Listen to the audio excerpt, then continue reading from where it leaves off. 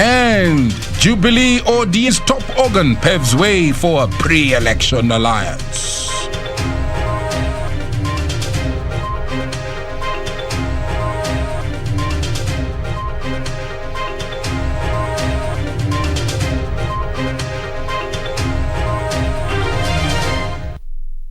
Thank you all for joining us from wherever you're watching us in Nairobi, Kenya.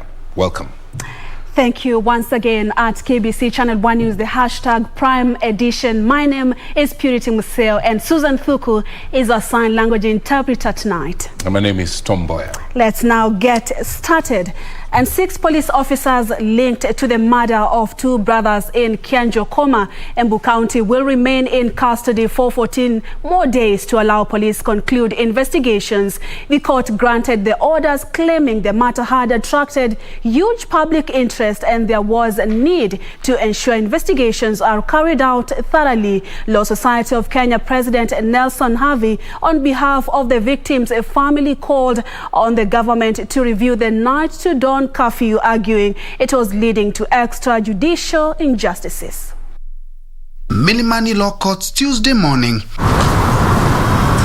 In the dock are 6 police officers linked to the death of 2 brothers, Benson Njiru and Emmanuel Mutura. The 2 died in police custody after being arrested for flouting curfew laws.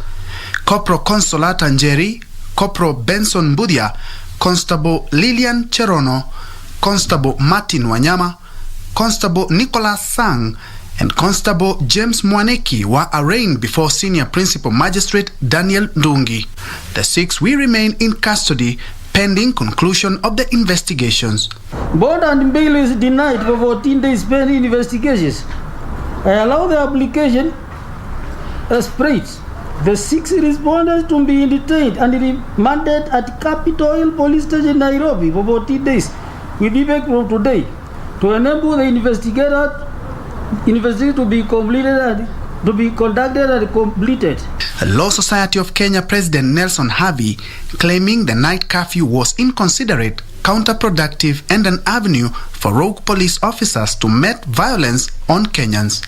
This curfew, a curfew that has been used to kill many Kenyans, has no foundation in law. None whatsoever. We do not require this curfew. Corona is not nocturnal. It does not thrive in darkness. There is genuine fear that this curfew is a precursor towards things that are intended to happen next year during the election.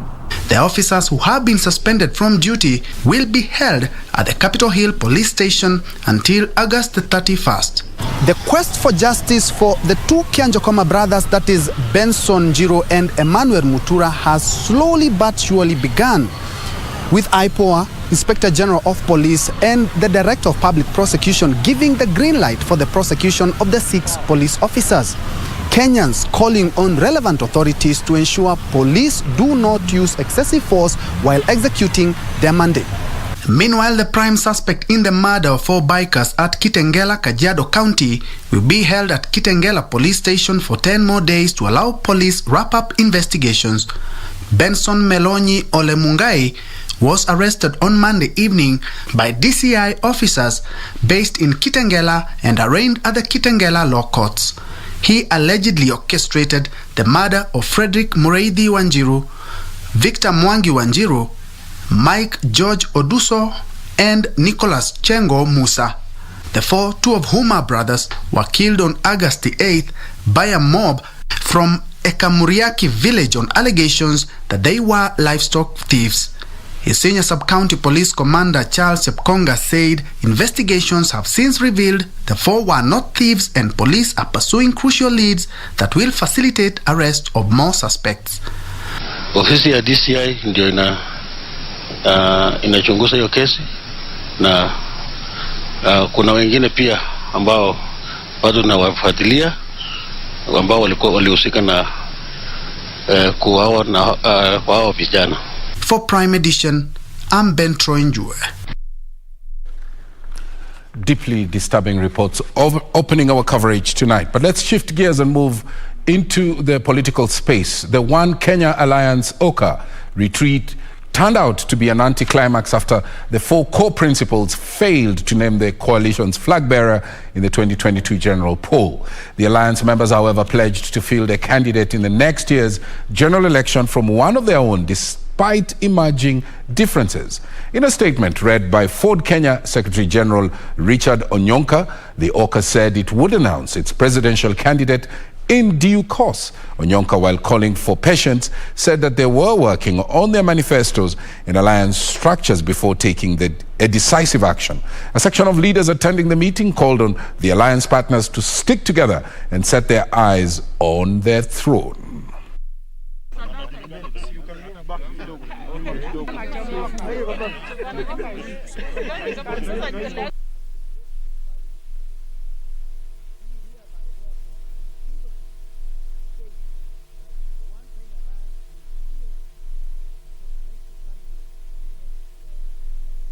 And those of us who've been telling us ati tujipange, ati tusipojipanga watatupanga. Shida yao ni nini? Wawache kama OCA tujipange au waendelee na sera zetu. Sisi pia tutauza na tunauza sera zetu. I can assure you that there are very many members in Jubilee who find expression and find a home and see hope in the dream that One Kenya Alliance is selling.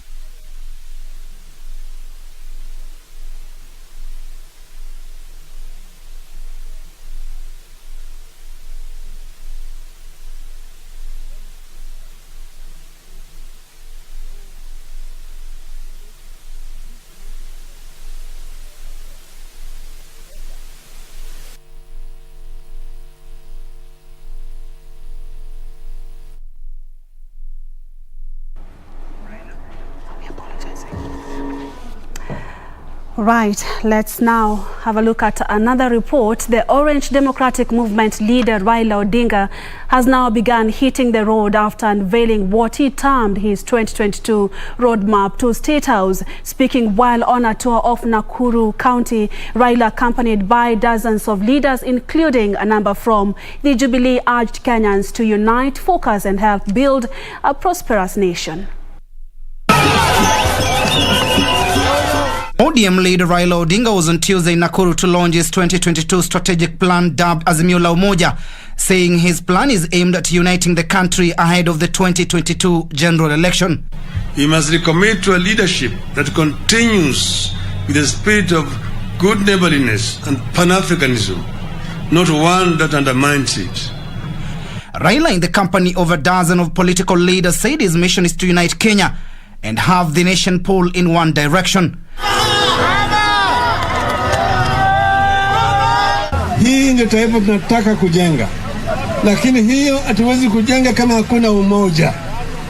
Hatutaki kuleta vita baina ya matajiri na mafukara.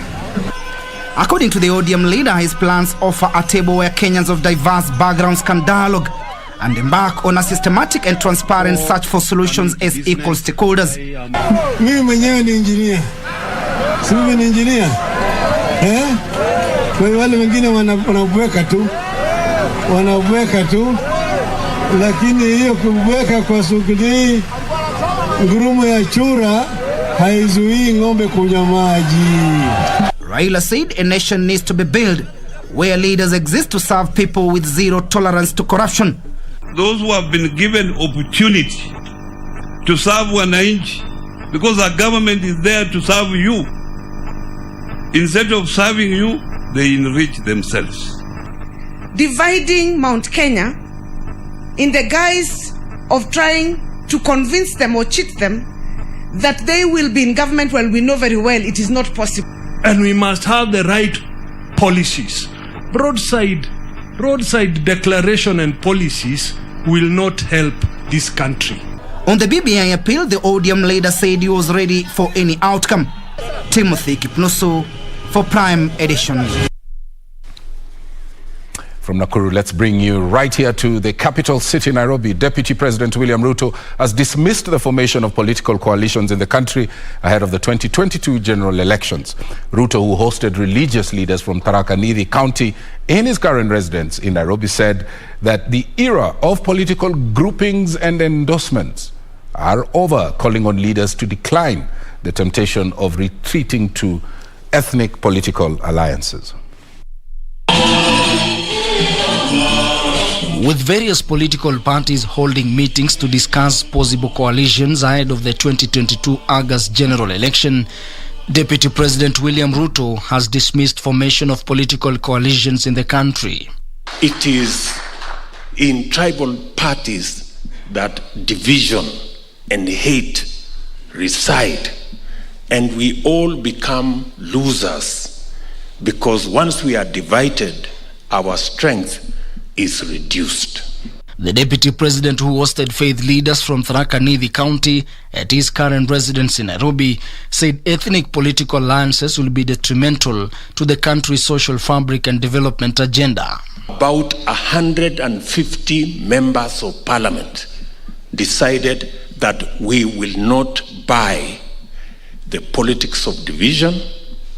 We will not engage in ethnic parties. We will unite, form one strong national party that will unite all the people of Kenya. His sentiments coming as Chama cha Kazi Party leader Moses Kuria, who is also Gatundu South Member of Parliament, Martha Karua of NARC Kenya, and Mwangi Kiunjuri of the Service Party met in Thika, Kiambu County and announced a strategy to reach out to leaders in other political formations. Our main agenda of the day is setting up 2 subcommittees. One, to deal with technical issues. One of them will set out the priority issues of concern for the mountain. The second subcommittee will be an outreach subcommittee leading up to Limuru 3. Tuna mtu wa kuambia tafadhali, na hatufichi ya kwamba tuko na nia na azimio la kuungana na kuunganisha watu wetu katika eneo hili letu.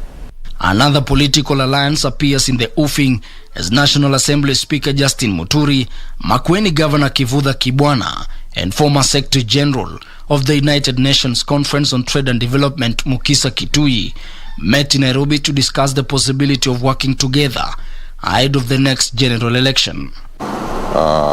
We have a long history with the Speaker since, was it the 80s? Since the 80s, is somebody who is respected, and we are sure his contribution at Makueni will help counties, the subnational governments, to also embrace. What is important is to, first of all, appreciate that we all belong here, and we all have contributions to make to the well-being of this country. And we have a long history of working together, the 3 of us, and many others. It doesn't mean that there's an alliance in the open, but it's an adult responsibility about public leaders that we can hear from each other our sense of what's happening in our country. And that does not prevent or announce the formation of an alliance. Prime Edition. Away from politics to COVID-19 update in the country, 1,488 people have tested positive for COVID-19 from a sample size of 9,773 tested in the last 24 hours. 1,442 are Kenyans, while 46 are foreigners, according to the Ministry of Health. The positivity rate now stands at 15.2%, while the total confirmed positive cases stand at 222,894 from over 2.2 million cumulative tests conducted so far. At the same time, 4 people lost their fight, increasing the death toll to 4,354, while 1,814 patients have been given a clean bill of health. To date, a total of over 2.1 million vaccines have been administered across the country. Meanwhile, over 208 million people tested or have tested positive globally, while over 4.3 million others have lost their lives, according to the Johns Hopkins University. To education matters, or rather to other news, the government is raising concerns over the low number of students submitting choices for university placement, blaming a section of schools for failing to submit the same on time. This as it emerged that out of the 10,437 secondary schools that were registered at the Kenya Certificate of Secondary Education Examination Centers in 2020, only 2,506 submitted their candidates' university choices. Meanwhile, 265,145 students will pursue degree and technical as well as vocational education and training courses in the 2021 to 2022 cycle under the government-sponsored program, according to the Kenya Universities and College Center Placement Service. 165,145 students placed in universities and colleges. 137,072 will pursue TVET courses and 128,073 degree programs.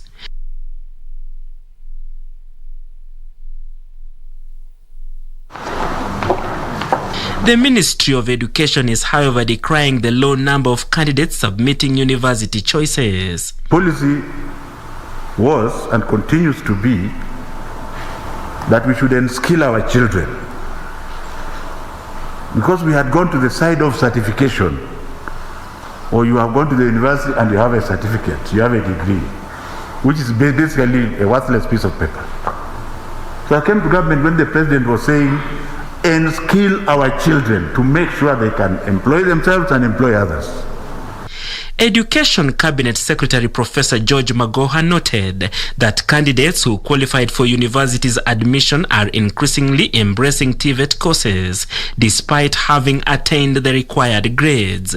I must be very proud to say that now the so-called C+ and above, who everybody thinks should go to university, a sizable number of them, including those with A's and A- and B+, are choosing to go to technical colleges by choice. According to a study by the Ministry of Education, more students have enrolled in TVET as they seek technical skills to become innovators. This TVET thing, any government that wants to survive the turbulent waters of impatient youth must form a ministry that trains and equip young people with skills that are relevant in the market today. And what are our relevant skills? We are a developing country.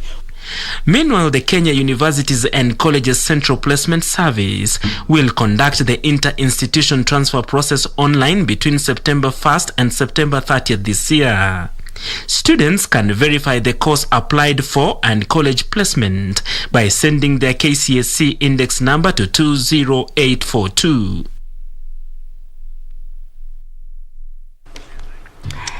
Now we take our first commercial break right here on Prime Edition, but of course we have business news coming up. But after business news, we'll be engaging the Registrar of Political Parties, Anne Darito. You don't want to miss that. Cynthia Nyamai. Thank you, Purity and Tom. And now to business, where Equity Group saw its net profit soaring the first half of 6 months of this year, that doubled to 14.4 billion shillings when compared to what the lender made during a similar period last year. The profit mainly driven by total interest income that increased 21.6% to 30.7 billion shillings and a 22.33% reduction in total operating expenses to 19.33 billion shillings. Despite an increase in non-performing loans in the banking industry, Equity Group increased the net loans and advances during the first 6 months of this year to 332.8 billion shillings from 293.7 billion shillings during a similar period last year. This paid off for the lender that saw its total interest income increase to 30.07 billion shillings, up from 24.74 billion shillings a year ago, representing an increase of 21.6%. We kept the taps open and flowing because we have been able to build significant trust between us and the customers. On the other hand, the total operating expenses reduced from 19.33 billion shillings during the first 6 months of last year to 15.01 billion shillings. This represents a reduction of 22.33%.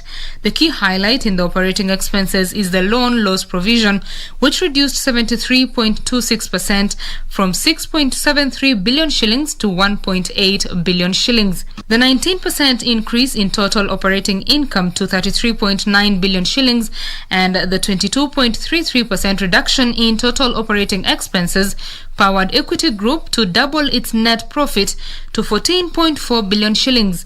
Despite this, the stock of gross non-performing loans surged from 32.79 billion shillings to 43.83 billion shillings as at June this year, representing an increase of 33.65%. The lender has also increased the accumulated loan loss provision from 12.37 billion shillings as at June last year to 22.65 billion shillings as at June this year, representing an increase of 83.08%. The value of digital transactions increased 111.3% to 2.5 trillion shillings, while traditional channels like branches and ATMs facilitated transactions worth 1.37 trillion shillings, representing a growth of 24%. Digitizing credit so that we could conveniently be able to give credit even during this difficult time. Betty Kiptum, Prime Edition. Laikipia County government has sealed a deal with Stanbic Bank that involves providing funding as well as technical training of entrepreneurs in manufacturing and agribusiness. Area Governor Mureithi Nderitu says the collaboration will help empower residents with digital skills. The deal between Laikipia County Government and Stanbic Bank will see residents getting digital training in governance and entrepreneurship with a target of creating at least 8,000 jobs annually. We are supporting around 1,400 small businesses in the Laikipia Innovation and Enterprise Program. We are particularly interested in manufacturing as well as irrigated agriculture. We are supporting these businesses with access to markets, supporting them with engineering. Competencies that are required to do their jobs. Secondly, in terms of opening marketing opportunities for them to create new markets and grow their businesses. And then thirdly, provide financing. The lender also, through the Microsoft and Africa Center for Women in ICT, hopes to reach women, youth and different abled persons to help them access markets for their wares as well as entrepreneurship training. We want to focus on training the youth in terms of giving them skills that are required. Secondly, training the women in terms of what is required. And then also focusing on SMEs in particular and cooperatives and agriculture. Under the partnership, the lender will finance businesses in ICT, renewable energy, environment, livestock production, and crop development. For Prime Edition, I'm Brian Munywoki. Well, at least 1.9 billion shillings is required to complete construction of the Ronald Gala Utali College. The project, that is currently 60% complete, missed its completion deadline of 2019 amid delays attributed to, among others, fund disbursement. Ronald Ngala Utali College project was initially being undertaken by the Kenya Utali College before it was transferred to the Tourism Fund. The construction of this project has taken too long. This is a very important project, not just for this area, that's the coast, but also for the whole country. Construction of the college was scheduled to be completed in 2019 at a cost of 4.9 billion shillings. However, its completion did not meet the deadline of 2019 due to several factors, including delays in disbursement of funds to finance the construction. In the contracts, based on the laws passed by Parliament, Cap 525 and I think 523, it is almost impossible to run away from the penalties and interest, in as much as they are, that high. We wish you would actually pass a law that blocks them, that after a certain amount, maybe we don't need to pay beyond that. But however, as it is now, we really, even if they took us to court, we'll have to pay. The National Assembly Implementation Committee has threatened to blacklist the contractors. Because it will be tragic for this project to stall. It will be a great loss considering the resources that have been put in place. So I think the most important thing is that it should be completed, but at the same time, whoever has been paid beyond what they deserve, then definitely will ask for a fund and also blacklisting of those people involved. But it's not personal. The college, being built on a 40-acre plot, is a multifaceted tourism institution which would train personnel for the hospitality industry in Kenya. Legislators are calling for the fast-tracking of the project to avert further costs to the taxpayers. Well, that's it from the business desk, but sports is coming up shortly after the break.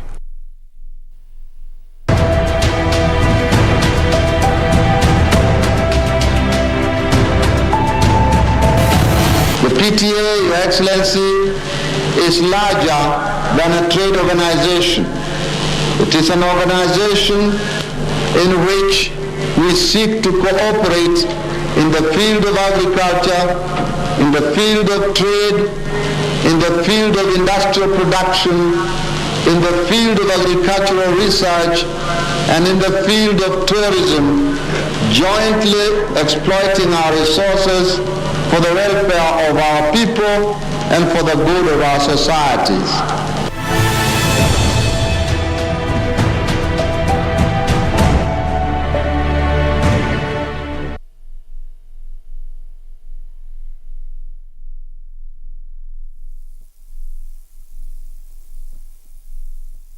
Ili kupata skiza tune ya Tabasamu ni bure.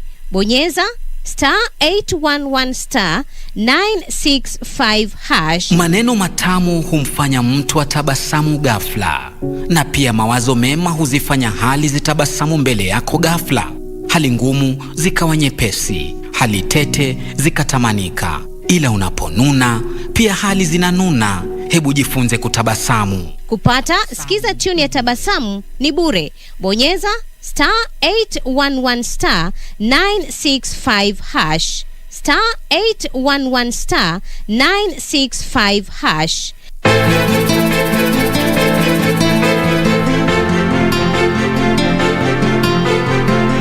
Mimi najuta kwa nini sasa nimefuatilia mambo haya. Usijute, mume wangu, usijute. Hii ndio hali ya matibabu na sote tumetaka hili jambo lifanikiwe. Mama, labda mimi ni mgonjwa kweli. Maana nikapelekwa asylum. To make it worse, dawa umetupa kila mahali. What's going on? I promise. Tarejesha sauti yako. Huyu, sauti yana. Si akae nyumbani kwake atulie. Mimi hata yashangaza.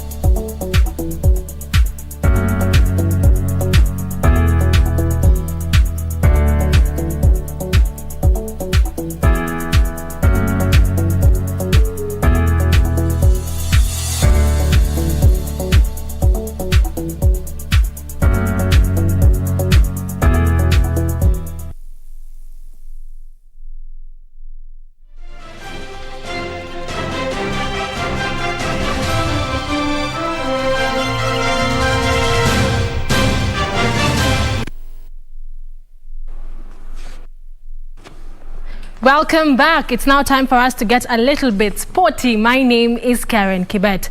Now, the world 800-meter record holder David Rudisha has urged Kenyan junior athletes to beat all odds and prosper in this year's World Under-20 Championship that will start tomorrow at the Kasarani Stadium. Kenya will be represented by 44 athletes in the global showpiece. It will be a do or die for the Kenyan team in this year's edition of the World Under-20 as the country brags of having a strong squad that will be competing at home soil. The Kenyan contingent has been inspired by World 800 meters record holder David Rudisha, who once featured in the World Under-20 in his heydays. Of these championships and his determination for Kenyan athletics to continue to prosper on the global scene, and that's important because the next 4 years are unprecedented years for our sport. It's the way, I guess, the calendar has come together under these difficult circumstances. I want to thank the government of the Republic of Kenya for giving us the trust to organize this and for giving us the support that we needed to organize this event so that you can all come here and enjoy as we continue. Athletic is about the passion. When you love what you do, I think you can go to the, you can push to even the highest level. That I'm going to test myself on where I am. But what I can just assure you is that I'm going to try my best to the maximum so that I can see on which position I'll be. Kenya will be represented by 44 athletes in this year's edition that has attracted over 1,000 athletes from close to 119 nations. Frederick Mwoki for Prime Edition.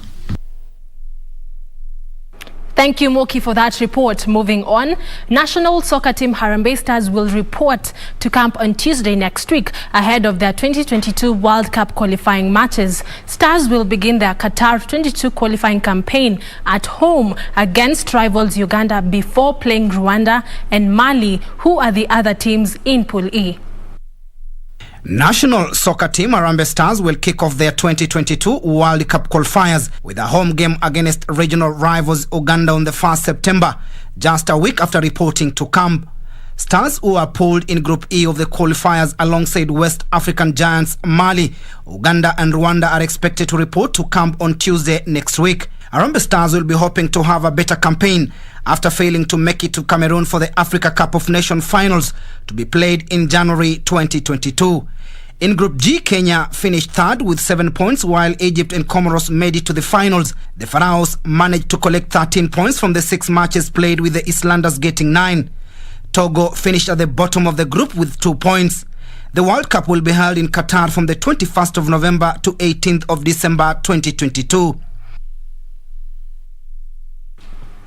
Riders of the Great African Cycling Safari are now confident that they will indeed complete their journey in 55 days, spreading the word of peace and unity across the East African community. The riders, who have defied the odds to overcome the COVID-19 pandemic in their desire to spread the word of peace, have so far covered 1,600 kilometers and more than 3 counties in Kenya, and were lately in Uasin Gishu County on their way to Malaba. The cyclists, who are drawn from Uganda, Kenya, Tanzania, Burundi, DRC, Ethiopia, South Sudan and Rwanda, are convinced that with the progress they have made, they will indeed cover the distance of 6,000 kilometers in 55 days. The 2021 tour was flagged off on 1st August in Dar es Salaam. Sing, one people, one destiny is the reason we are riding. We are riding to create awareness about the East African community. We are riding, ESC, if you walk around, ESC is only in the offices. People in suits are the ones who know what the ESC is, East African community. But if you go out there, nobody knows about it.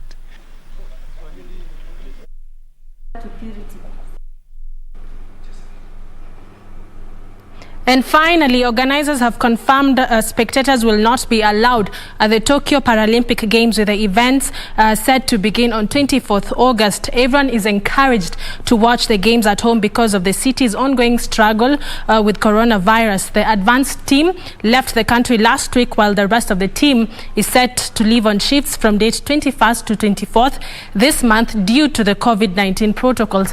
That is a story we will be bringing your way tomorrow. But for now, it's a good night from me, Karen Kibet, because that is all we had for you right here at the Primetime Edition Sports News.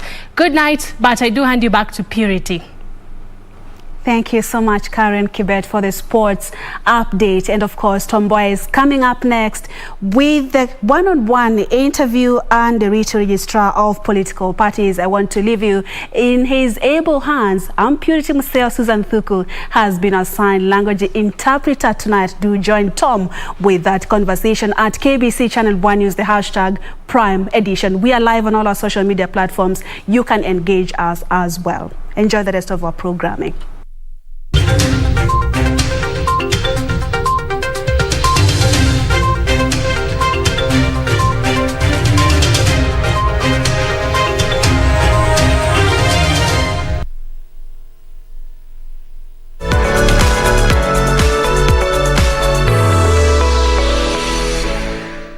Welcome back, and this is the perspective. We had promised you that we were going to have live in studio the Registrar of Political Parties, Anne Nderitu. Thank you so much, Madam, for honoring our invitation. Thank you. Yes. I'm happy to be here. Thank you. Yeah. Now, my first question is, just paint for us a picture what the state of, Kenyan political parties is now. How many parties do we have? Are there any coalitions that have come together and have approached you for registration? Just give us that overall view. Thank you. I think currently as a country, we are 1 year to the next general election, and actually a few days of the 1 year has been taken up. At this time we have 74 fully registered political parties, and about 8 or so parties that have applied for full registration, that in a few weeks time probably they may make to add into the numbers. We also have about 22 of them that have provisional registration. So in total we can say we have 22 provisional and 8 that have passed the provisional stage. They are going towards the full registration, and 74 which are fully registered political parties. Political parties, and then we have quite a number, like 53 or so, that are processing the registration process. And of course, Kenyans in their thousands have also reserved names, and waiting for the process of registration to start.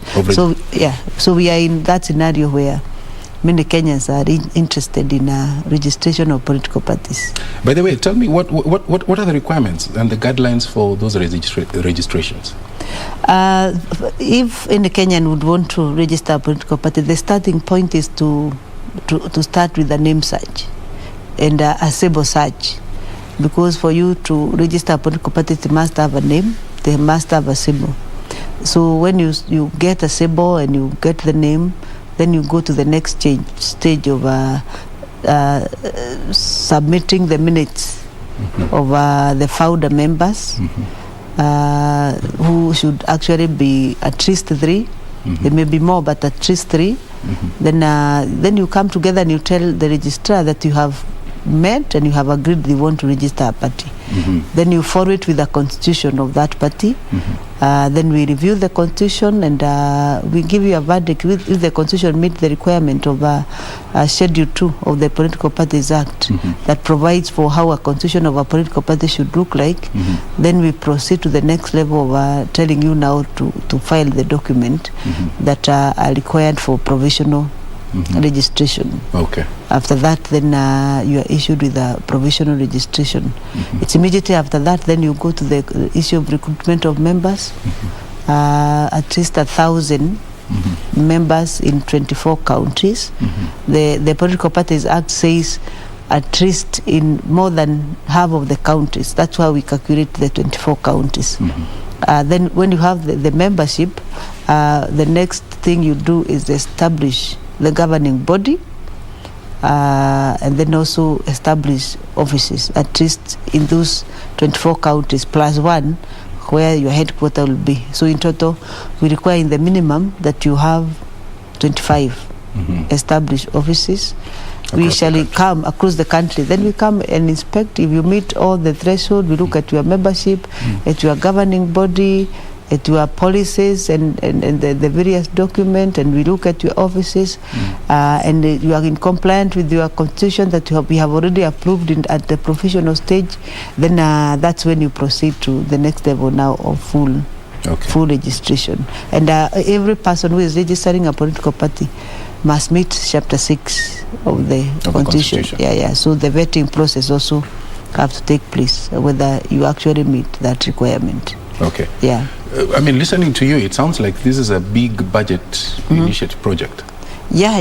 It's a big budget. In between, for provisional registration, you have to pay the registrar's office 100,000, and at full registration, you give an extra 500,000. Have 1 million.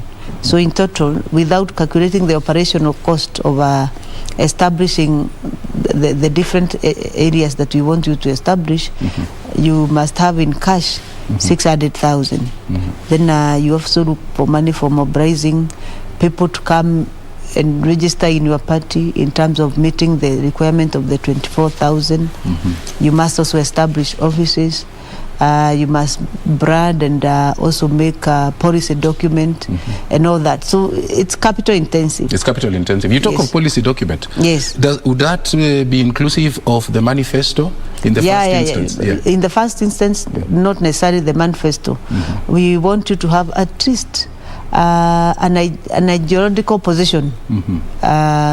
Even if it's 2-page, 3-page, you tell us what is your ideological positioning. Why are you registering a political party, for example? Then if you have to have employees, do you have statutes that requires for somebody to have employees, like HR manual, policies on how you shall manage funds, policies on how you shall manage your membership, policies on how you shall interact with other political parties and other stakeholders. There are a range of policies that we expect a political party to have. So company law comes into effect. Yeah. You must not really. We don't operate so much of company law. We operate the Political Parties Act. They are guided under the Political Parties Act, which is actually which provides all those. And what is required. Okay.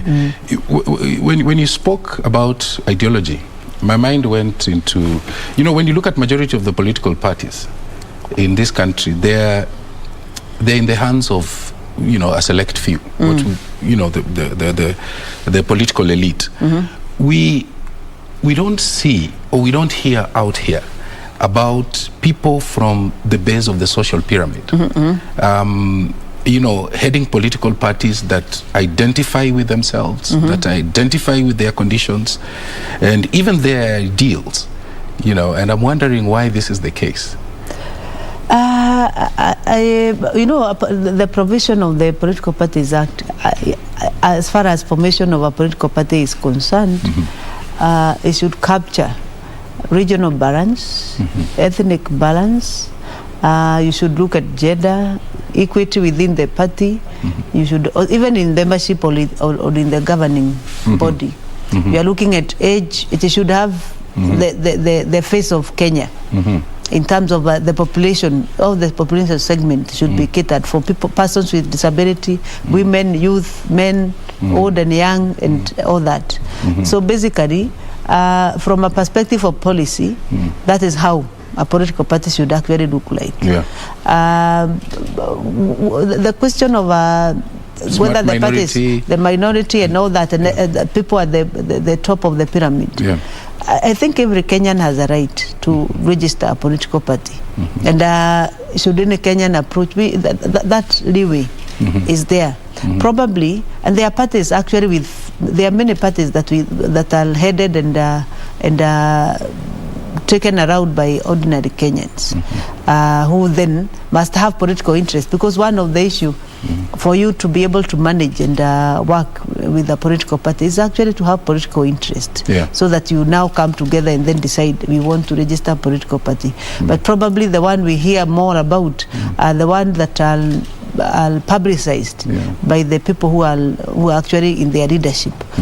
So the question of publicity of all political parties, then it's important. That's why I say the media also need to get concerned about also publicizing all political parties. You should actually get concerned that there are 74, but probably the ones you talk about are the 2 or 3 leading horses. 3, 4, 5 or 6 leading horses. The only time we see the limelight of smaller parties is when they have a dispute and maybe it has spillover and then but I think media should also be should come out there and try to promote the other parties as well.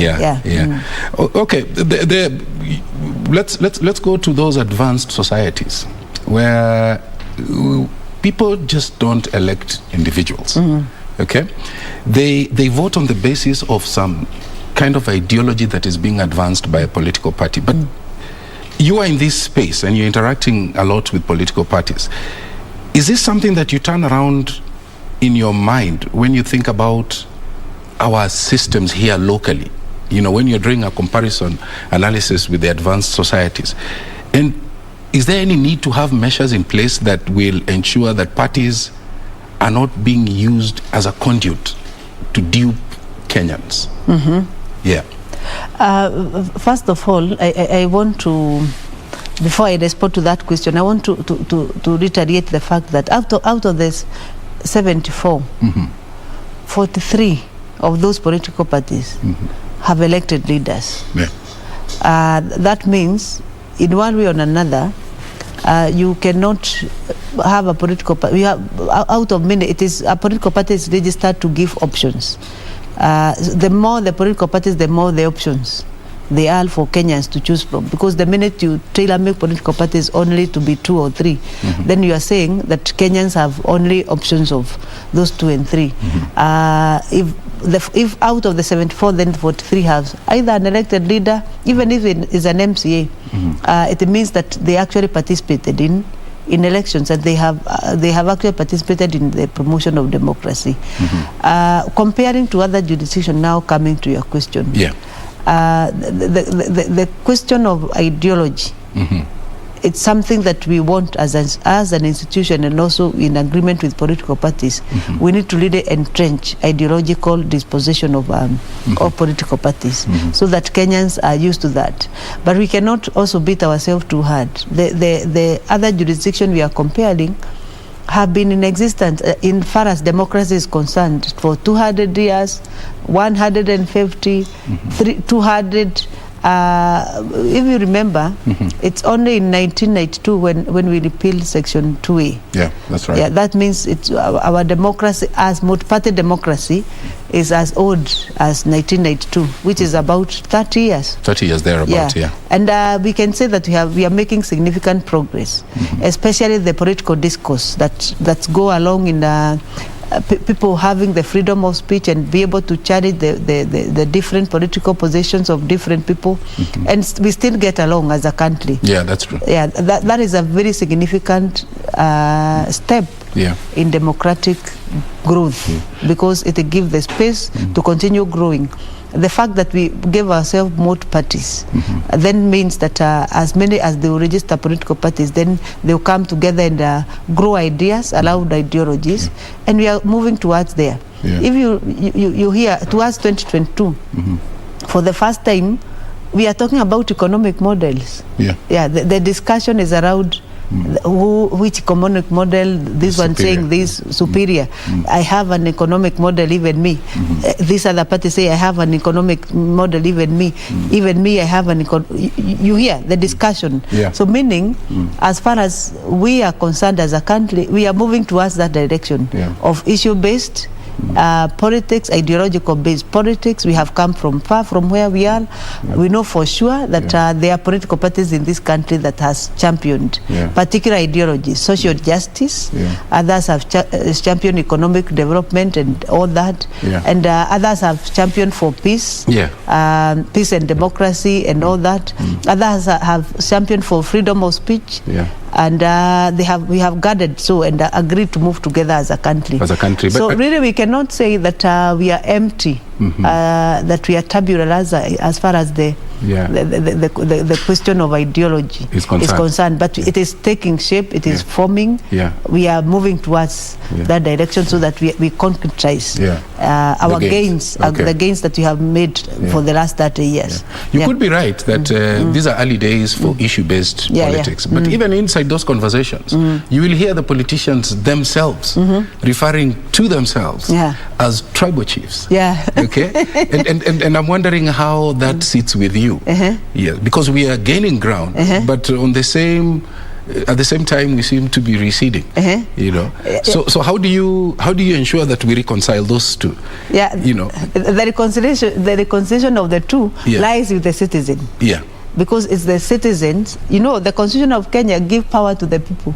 We the people. So the citizen need to reconcile the two by saying this is the direction we want to go. We don't want to be fed with tribal issues. We want to be fed by ideas. We want to be fed by progression of ideologies. We want to be fed by what shall happen to us after an election and so forth. The promises and the issues that we shall be discussing around this time should be based on what benefit we the people. So the citizen have a role to play in shaping a conversation, a political conversation, by rejecting what they think that can actually divide them, that can cause violence, that can put this community against this other community. I think the citizen have a role, and those citizens, including ourselves, who are regulators of such conversations, and also the media, who can actually shape the opinion and the conversation around how we want to move as a country towards becoming ideological and issue-based. All right. Let's move into the area of administration of political parties' funds, and I want to frame these questions in this way. The first one: how are parties funded? And my second question is: recently we saw one of the political parties in Kenya, Wiper, I think it was. They raised some concerns, and my question is: do you have a role in ensuring that political parties publish their audited annual accounts? Is that a role that's within your purview? Yes. So how are we doing on that front? Let's start with the question of political parties fund. The distribution and administration of political parties fund is well stipulated in the Political Parties Act, Section 25 and 26, which give the criteria by which parties qualify to be funded. And then they also give how that money should actually be disbursed, what registrar should be in far as the disbursement of that fund, what to look out. For instance, the Act provides that for a party to qualify, the party must have attained 3% of the cast vote in the last general election. Then the second criteria is that the party should have particular seats, that has won particular seats. A number of seats. Yes. 20 members of parliament, 40 MCAs, 3 senators, 3 governors, and then there must be they must be now have met some other requirements when we give the funds. When we are now distributing the fund, then we look at have you brought on board women? As your party have elected youth, persons with disability? We look at what is called special interest groups. Then before we distribute, then we see how would we distribute money based on certain criteria. But then the basic requirement for you now to qualify for fund is that of having the elected persons under the category of MP, under the 20 under the category of MP, 40 under category MCA, 3 under categories of governor, 3 in categories of senator. To us, we think that is a very high threshold from the perspective of the Office of Registrar of Political Parties. Probably we may need to expand it a little bit. Expand it a little bit. Try to temper the threshold so that more political parties would benefit from the fund. So ticking all those boxes would obviously include, for instance, the 2/3 gender rule. The 2/3 gender rule, yes. That's why we are saying we call it special interest groups. Yeah, that you have actually brought on board special interest groups, which may include women, persons with disability, the youth, the marginalized. There's a formula we use. There's a formula to see how many of those that you have brought on board. All right. The second question you asked was whether we have jurisdiction as far as the fund is concerned. The jurisdiction, yes, as far as distribution of that fund is concerned, and getting also work plans from the parties and to see how they are going to use the fund. But the Auditor General also have a role to audit, to audit the funds that are given, and he gives report to Parliament and give us a copy. Just listening to you, obviously you're on a trajectory of strengthening political parties in the country, but we are also seeing the emergence of independent candidates, and my question is, do you think that would pose a challenge to the growth of multi-party politics in Kenya? I think yes and no.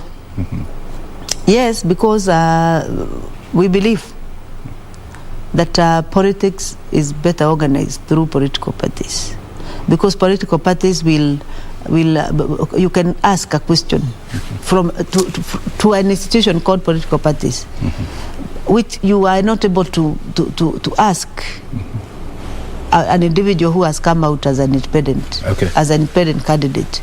The institutional mechanism within a political party is provided in the act that can deal with the members who are rogue, who are behaved in a particular way that is contrary to the constitution of the party or the code of conduct of political parties. So as many independent candidates come on board, and if there are so many, it means they can interfere with governance of a country. Because the minute, if you have so many people that nobody can account for them, and you are not able, they are not institutionalized way of accounting for their for themselves, for them, then that can affect. But we have those independent candidates who say, listen, we have done our primaries, and at the grassroots we are so popular, but when they arrive, for example, from far-flung areas to Nairobi to go and pick their certificates, then their parent parties have other strategic interests. So these are some of the reasons why you find them, moving into the space of independent candidates. So you have a strong candidate at the grassroots, but who is denied a certificate for one reason or another, fair or not fair, and they decide to. That's why I said in my response, I said yes and no. The no is that it's also a guaranteed right in the Constitution that you can run as an independent candidate. And there's nothing wrong as running as an independent candidate. What I think is not right is when you first of all go for party primaries, then you decide to go. You lose. Then decide to go as an independent candidate. I don't think that is smart enough. It is not smart enough. That is where I'm saying it can weaken political parties. Fair enough. My thinking is that if you want to run as an independent candidate, decide that right from the word go, because the electoral timelines and calendars are given. That's true. Do what, decide that I'm going to election, but I don't want to belong to any political party, and I want to run as an independent candidate, so that the competition is healthy. So that me, who defeated you in the party primaries, and I was given the certificate, then you come we are competing with you, and before then we are talking of the we were actually promoting the ideologies of the same party. Then we divide at after party primaries. So when you divide after party primaries, and then you now come challenging me, the person who got the party certificate, then you are weakening the political party. And it's a bit untidy. And it's a bit untidy. I see where you're coming from. So let people decide, I want to be an independent candidate, because it's a guaranteed right in the constitution actually, and in other subsidiary laws. And then you run as an independent candidate as a guaranteed right. But don't also be in a political party, probably fairly get defeated by the in party primaries, and then jump ship to independent candidates. But by the way, talking of jumping, we are seeing a lot of, some politicians who won an election on Party A. And today we are seeing them advancing interests for Party B. So how do you deal with that as a registrar? Come again? We have seen political leaders who have, won elections on Party A, for example. Yes. But today, they are advancing the interests of Party B. Party B. How do you reconcile that now, as a registrar? The reconciliation, first of all, the law is very clear that a person should actually continue propagating ideologies of a party that he was elected on its ticket. But we have seen publicly, and we cannot deny that fact. So what does your office? How does your office handle that? One, categorically, the work of calling political party members to order belongs to the political party, and that's why I said the importance of strengthening and institutionalizing political party, because the registrar does not own members. I have no right legally to come and call you to order when you belong to Party X. It is Party X that should call you to order and say, indeed in the Act and in the Constitution there's a process called deeming. And deeming means that when you behave in a particular way and promoting ideologies of another party, your political party should deem you to have resigned. And then file the same with the registrar of political party. And say that we have deemed this person to have resigned for ABCD reason. And then the process of removing that person either as a member or at whichever other area that the Act provides can be initiated. But as far as the members are concerned, they actually belong to the political parties. And strengthening political parties will help them to be able to deal through the internal dispute resolution mechanism. There are some people who have, you wake up, you find yourself fraudulently registered in a political party that you don't even belong to. I know there is something about data protection. But does your office have a role to verify and make public available list of all members within political parties? And a month ago or so we did that. And Kenyans inspected the register on a pilot basis. And for about 14 days or so, and we were able to hear all the complaints that came as a result of that. Clearly, as Section 4 of the political parties provide, is that the registrar is the custodian of the register of membership register of political parties. But probably we are the only institution that keep a register that we do not make. I know there could be others, but I think we keep a register that the origin and the owners of the register are political parties.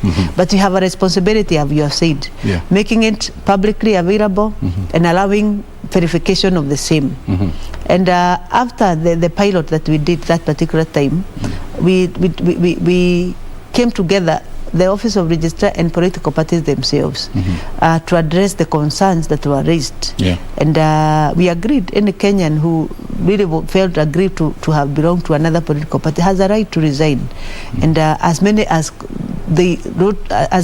wrote objections, we are acting on them. Majority of them we have actually acted. Some of them objected to the data commissioner. The data commission, we held a meeting with the data commissioner and agreed how to go about it, so that Kenyans who really do not want to belong to a particular political party, then they are removed because it's their right to belong or not to belong, depending that. Going forward, we also agreed. And make that your final comment. Going forward, we also agreed that we are going to make a system, the e-citizen platform, the one we had come up with, we still maintain that, but add more for the purpose of making it publicly available and for purposes of verification, so that Kenyans, you are able to check your own data, and then after that, if you think that you're in the right party, then you are comfortable. If you are not, we are saying we give the option of Kenyans resigning and leaving the party that you do not want to belong. But how would you resign? How would you resign when, in the first instance, you are not even voluntarily a member of that party? We are giving you opting out. What we may call in data protection opting out. You are opting out of a system probably you don't want to belong. But the issue of whether you actually, that is the word of Kenyans against the political parties that registered them. You cannot really say that Kenyans are in those parties and they never registered. That is a thing you can only prove in a it's court. A gray area, It's a gray area. Because if some Kenyans actually registered, and because they registered in outfit that later merged, he doesn't understand where I find myself in this party, and probably I belong to this party X, but party X merged with party Y and X and Z and form party D. And from party D, and it's in party D. And you find yourself now in party D. Party D. Party D. But you belong to party X. To party X, yes. Wow. So because the law provides that when a merger happens, then all this data is put together in this party D. That you have all, Brilliant. It's a bit of a jigsaw puzzle, but thanks for coming in. I know we will also be inviting you to come and shed light on those areas, because these are very important so we promise Kenyans that they have that option of opting out and registering online to a party of their choice. I'm comfortable with the word opting out. Opting out. Thank you. But resigning is also some of them registered. Okay, thank you so much. But that is not a call to say that Kenyans need political. By the way, I think we need to have this conversation.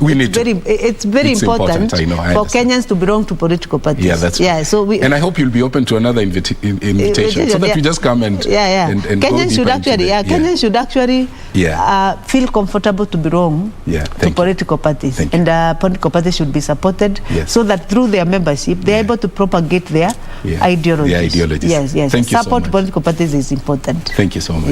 Thank you so much for finding time to come and talk to us. Well, that's all what we had time for. Thank you so much from wherever you're watching us in the capital city of Nairobi, Kenya. My name is Mboya, and I'm wishing you a pleasant evening. Good night, and God bless you.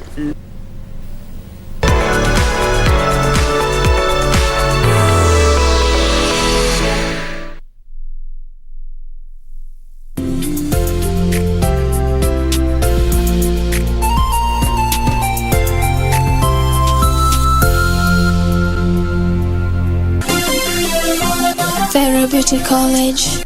Vera Beauty and Fashion College, with branches in Nairobi, Eldoret, Thika and Meru. Did you know that we are a TVET approved institution? We offer courses in fashion design, interior design in soft furnishing, event decoration, flower arrangement, event planning,